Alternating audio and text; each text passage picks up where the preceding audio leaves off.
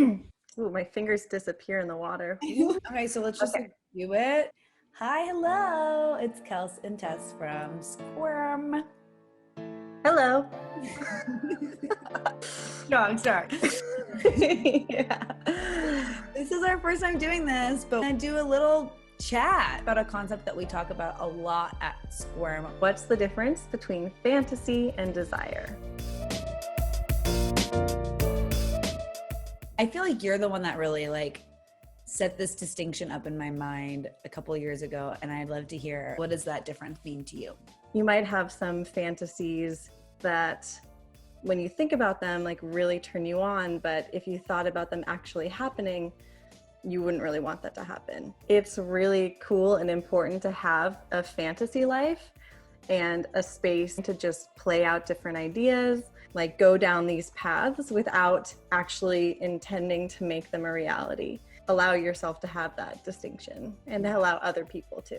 If you do have no intention of making something happen and you just tell your partner something you're thinking about, there's something so intimate about that. I think it's not easy, but it's one thing to share a fantasy that you do want to have happen because you kind of have to communicate this thing to your partner so that they can help make this thing happen. You just tell your partner something you're thinking about, that's so hot. That's so hot and sweet, and what a cool shared little internal world you can build with your partner. You're playing this game where you're let's build this world where we did this or then this happened, and it can just be a game, a sexy hot game, and it's not logistics and it's just hypothetical, you know? It's like sex, Dungeons and Dragons. Yeah, exactly. Yeah, even Dungeon Masters. Yeah. Play is so important, that we don't get a lot of time to play as adults. We don't meet at the playground for recess twice a day. So sex can be such a good way to just play with yourself or with another person, and doesn't exercise the logistics brain, gives that side of us a little bit of a break.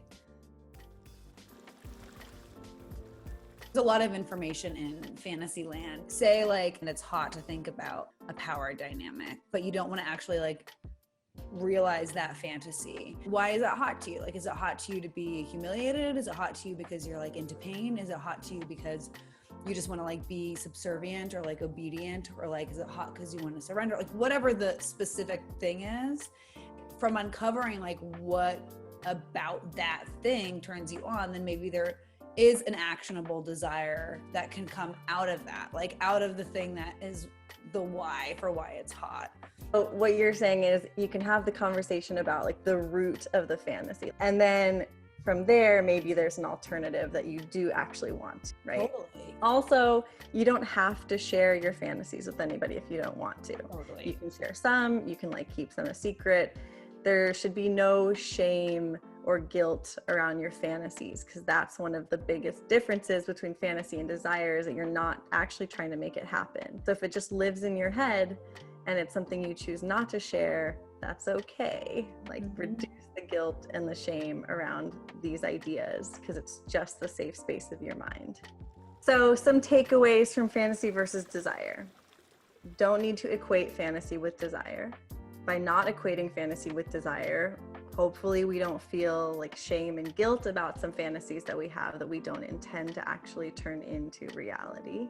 Secrets are sexy. So if you want this just to be a private, in your head fantasy, go for it. And if you have a fantasy that you don't want to actualize, think about why it's hot to you and see if there is something adjacent to that fantasy that you do want to actualize.